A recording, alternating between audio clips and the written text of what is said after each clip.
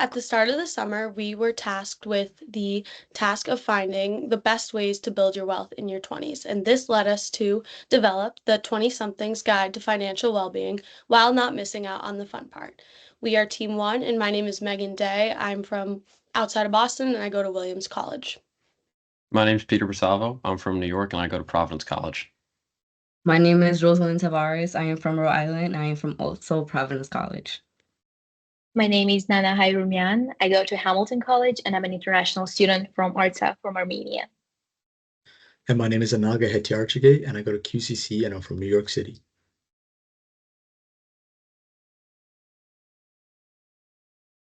So when you're 20, everyone thinks you have a lot of time, so it is very easy to procrastinate. Everything is tomorrow, but in reality, your 20s matter.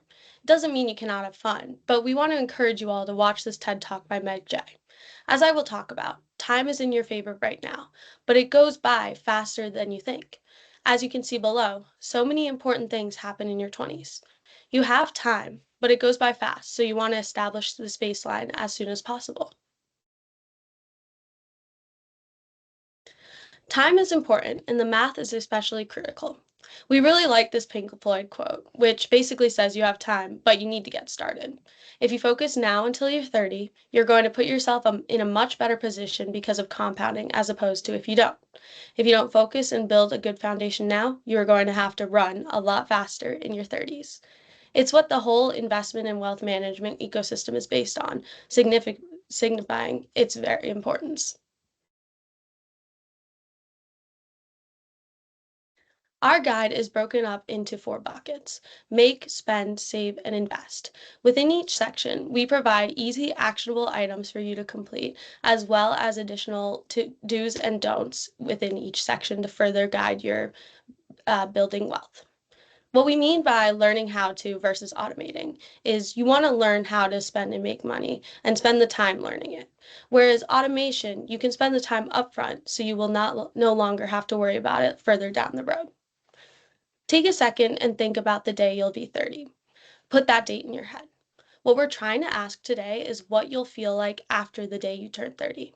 Using this guide, we feel that you will be financially secure at that day.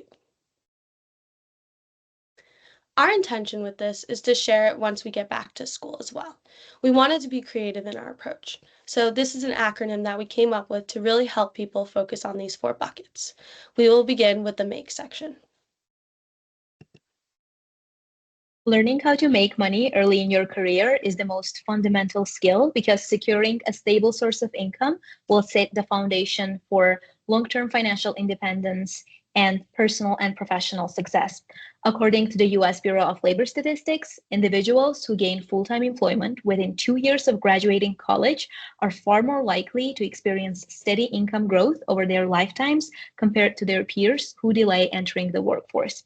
Additionally, early employment helps you to take advantage of compounding through consistent investments in building valuable skills, work experience, and most importantly, valuable and professional networks. It has been said that your network is your net worth, and this could not be more true in an increasingly more interconnected world. If you can spend even 30 minutes a day building your long-lasting relationships and catching up with people that you haven't talked to, it will have an exponential impact on your professional growth. The first step is to understand why do you want to build financial security. An insightful exercise from Dr. Peterson is to simply start writing for 15 minutes who that future you might be in 5 years within the realm of possibility. Financial security will look different for each person as it is deeply tied to your individual aspirations and lifestyles, and it's important to define it in your own terms. For example, for our fictional character, Ivy, financial security means having the independence and freedom to leave her roommate and move to a new apartment in New York City.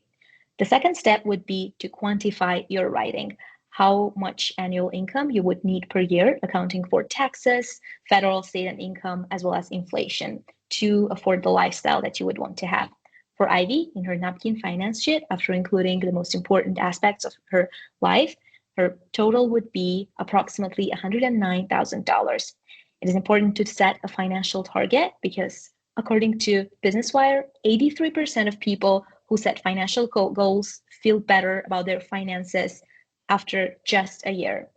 Once you know your why, the how becomes much easier to tackle, and once you have a specific target to hit. According to Scott Galloway, a professor of marketing at NYU Stern School of Business and a serial entrepreneur, in his book, The Algebra of Wealth, he lays out a formula for career success, which is the following: follow your talent and not your passion, because talent plus focus leads to mastery, which then cultivates passion. Find something you're good at with a 90% plus employment rate, work your way up to the top 10% and spend the 10,000 hours needed to master it. As he says famously, whoever tells you to follow your passion is already rich and made their billions in iron or smelting. If you're a creative, think of your hobby or your passion as a way of living rather than just a profession, because your passion, if it's forced into a schedule that you cannot control, might lose its charm. Fields like creative writing, art, and music can be incredibly difficult to monetize, especially early in your career. I'm planning to double major in economics and art here at Hamilton. However, even some of the most accomplished artists that I know of do have a second job. It is an economic necessity.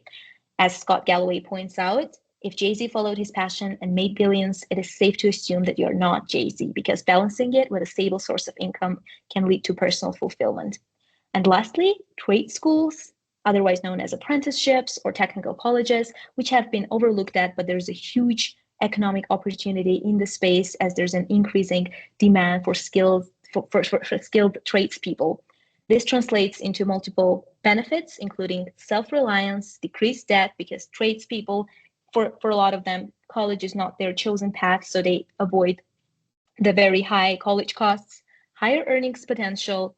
Plumbers, electricians, and general contractors earn on average anywhere from 22 to 53% more than other US workers, job security with risks of AI in other industries, as well as excellent health and retirement benefits.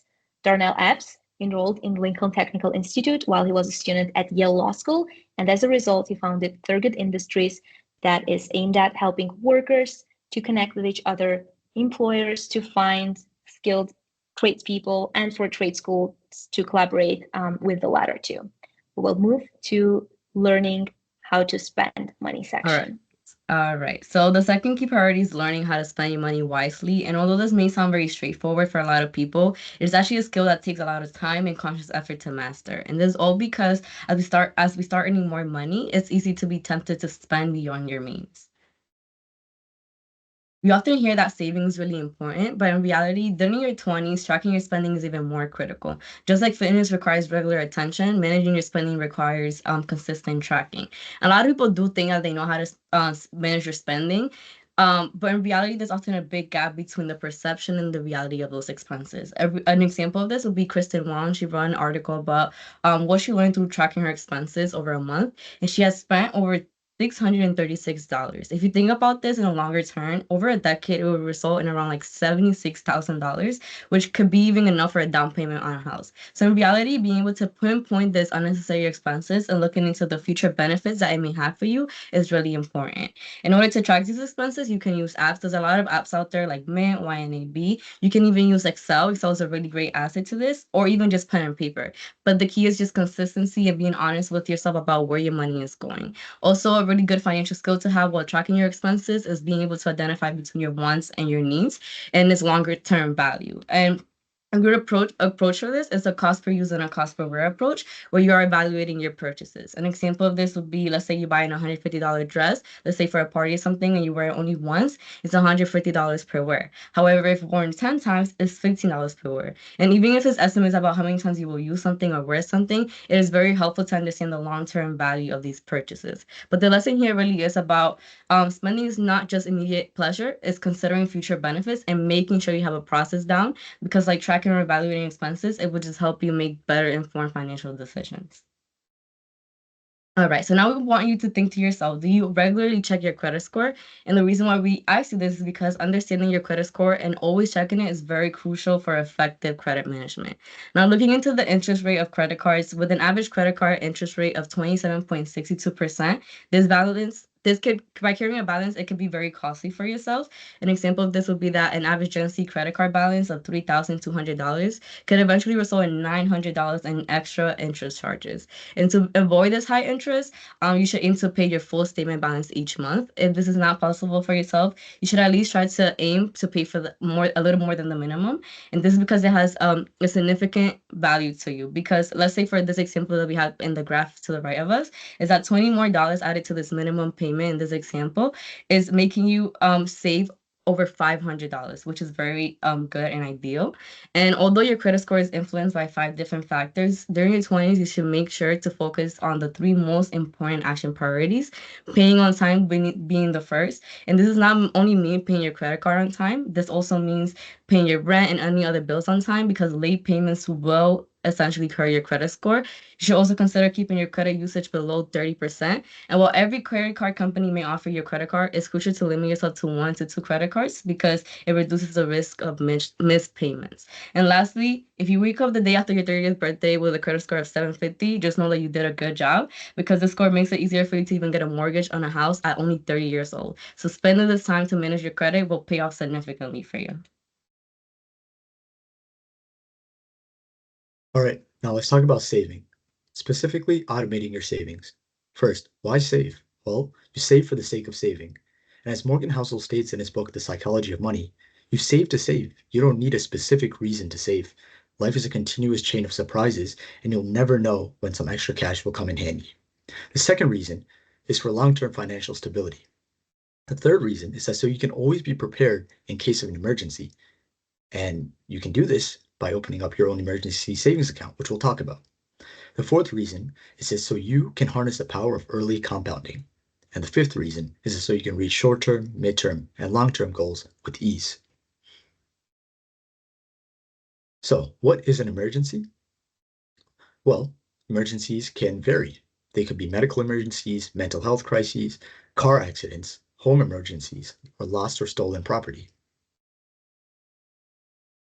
So think to yourself for a second, can you afford a $400 emergency? And the reason we ask this is because 1 in 4 Americans can't. Now, let's talk about the steps to utilizing and creating your own ESA. The first step is to set an objective. Your initial objective should be to save up to $1,000. Gradually, however, you should aim to save up to 2 to 3 months worth of expenses. Obviously, this can differ based on income fluctuations, but this is a great goal to aim for. The second step is to remember that whatever account you use for your ESA should be easily accessible, not easily spendable, as Ann Lester states in her book, Your Best Financial Life. The third step is to automate transfers from your checkings to your savings account to make your life much easier. And the fourth step is to automate replenishments. So in the case that you've used up some or even all of your emergency funds, you should automatically replenish your funds or as soon as possible. And you can do this via your bank or apps.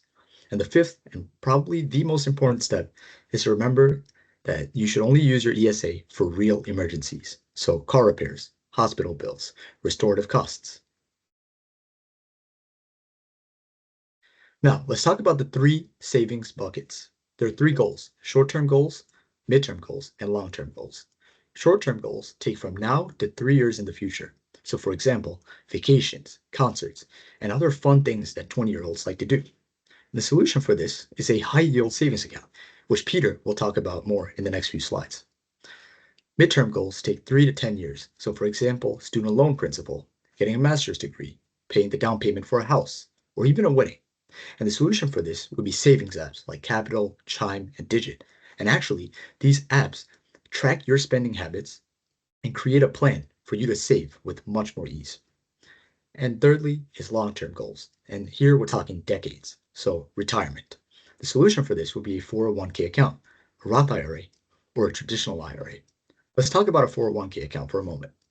Depending on the terms of your employer's 401k plan, your contributions may be matched by your employer in various ways. Typically, employers match a percentage, usually 50% of employer contributions up to a specific portion of your total salary.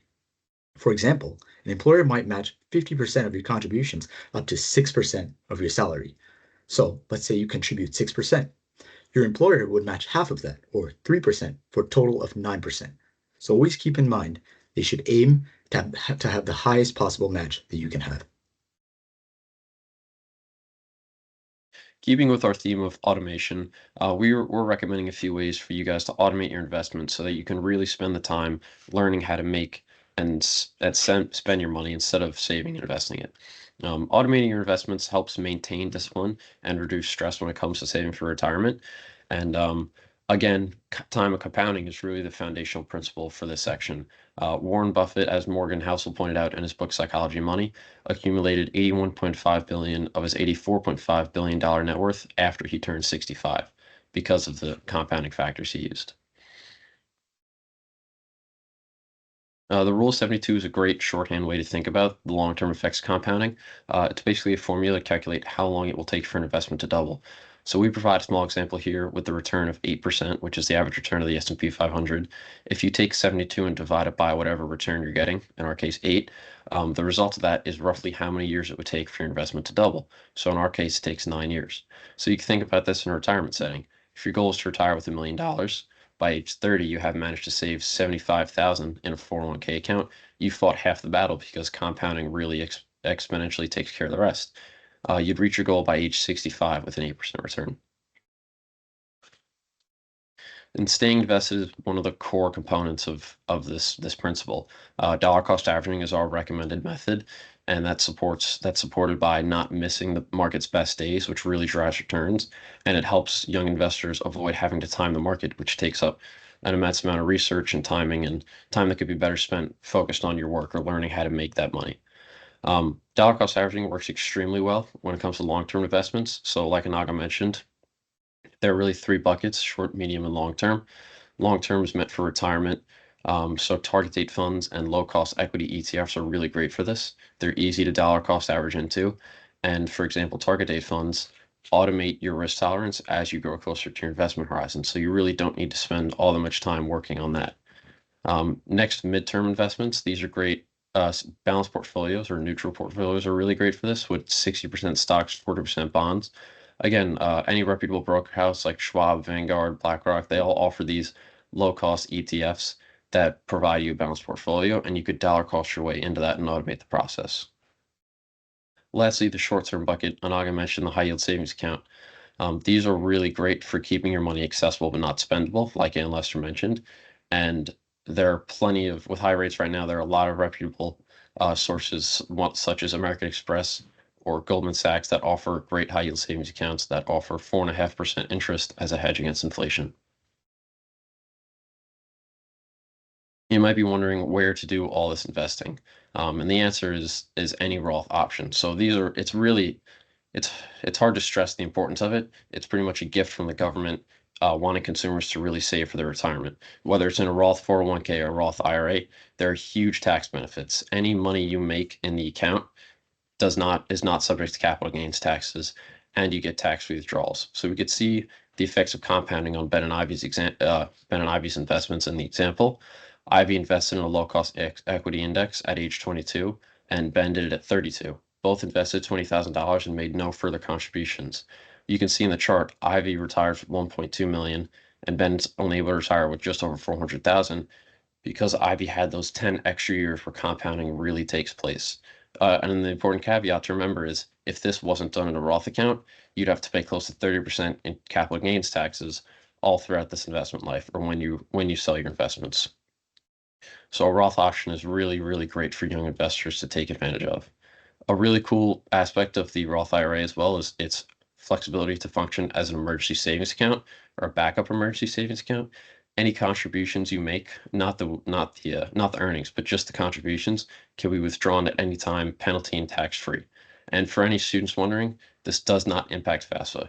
You could have $50 million in a Roth IRA, and it does not impact your eligibility to receive financial aid at all. And our epilogue is dedicated to investment and wealth managers. Today, young adults in their 20s face significant challenges. The US ranks 10th in happiness for those over 60, but only 62nd for those under 30. And this is impacted by many factors, including climate change, social and political unrest, and economic policies favoring older generations that threaten today's youth. As investment and wealth management professionals, you understand the value of long-term planning and strategic foresight.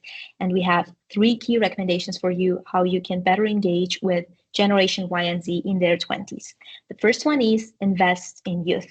Today's 20-somethings are the future clients of these financial institutions and investment and wealth managers.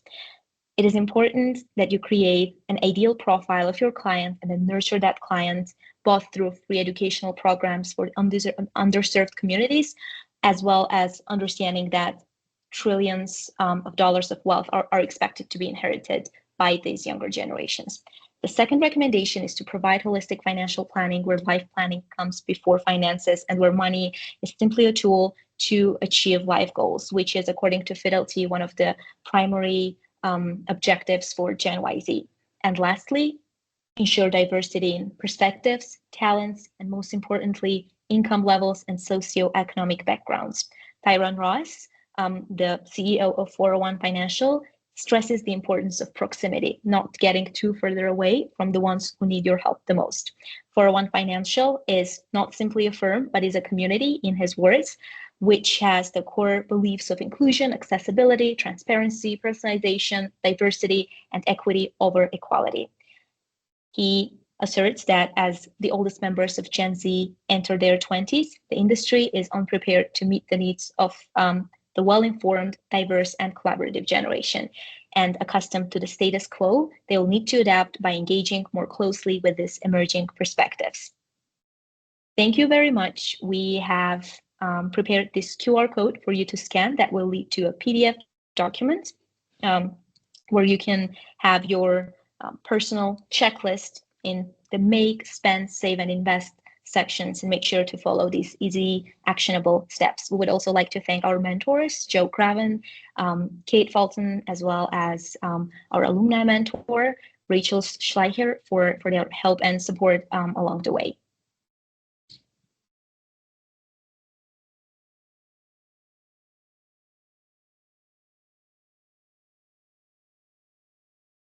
Great job, guys. Why don't we open it up to any questions that people may have? Questions or comments?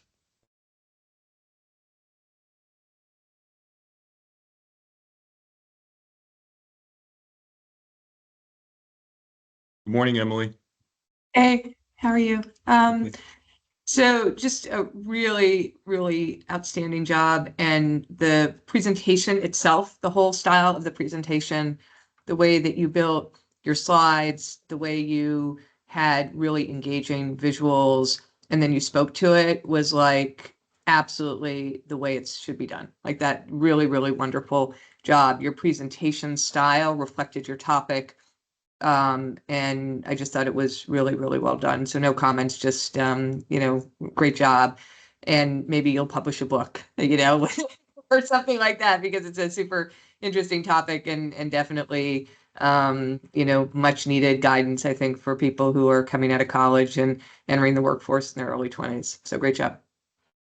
Thank you so much, Emily. We really appreciate that. Would you talk a little bit about your audience? Who is your audience? Yeah, so our primary audience for the paper is our peers, anybody in their 20s. We really want to get the message across to them that you want to make use of your 20s. That's especially why we put in that great TED Talk. And we have a secondary audience for investment and wealth managers, where we gave them a couple slides at the end to urge them to start investing in the younger generation that's coming. Bill Dunnigan, do you have a question? Hey, Joe. I do. Just congratulations on a job well done. I love that TED Talk. I am the proud father of a soon-to-be 15-year-old, and we'll show her that one soon enough. But I think it's a very powerful TED Talk. I'm actually just curious, real life example.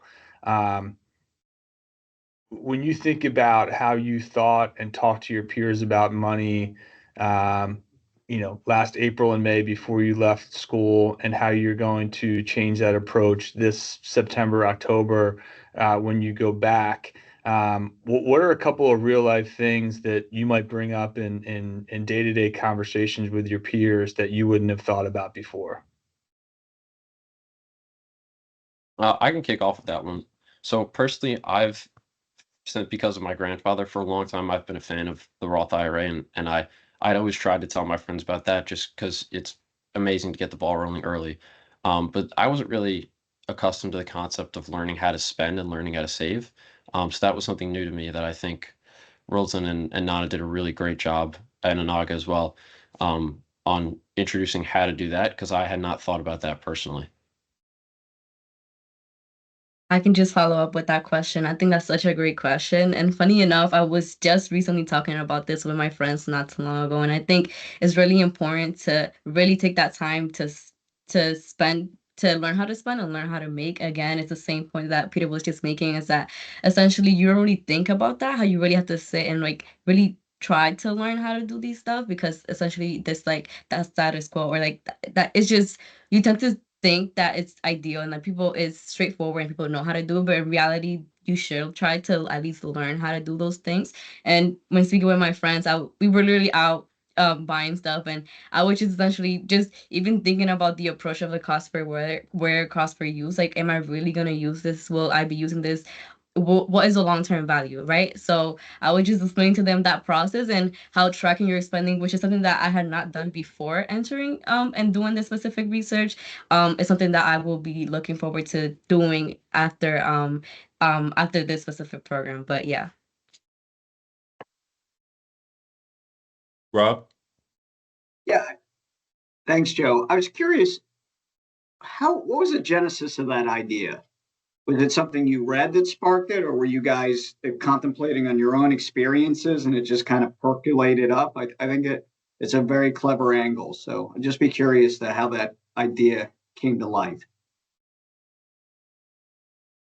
So we had a few brainstorming sessions before we came up with the buckets, but I think, but I think the kind of the basis for it was, I was interested in consulting at some point, and one of my friends gave me this case book, and I've realized that I do not want to do consulting anymore, but that my key takeaway from that book was this idea of buckets and kind of a very structural thinking.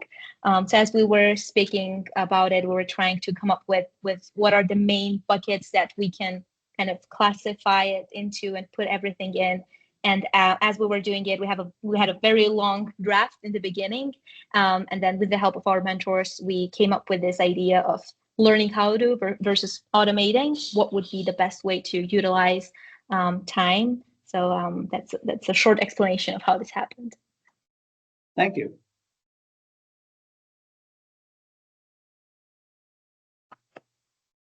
Eileen? Yeah. First, I want to say congratulations. We have the time to sit with Team On during our planning process. So seeing this has been amazing. I have a small question for someone who is interested in financial planning in their 20s. After all of your research, if you have to recommend to someone a place to a resource to start exploring more about financial planning, what is one thing or one resource you would choose?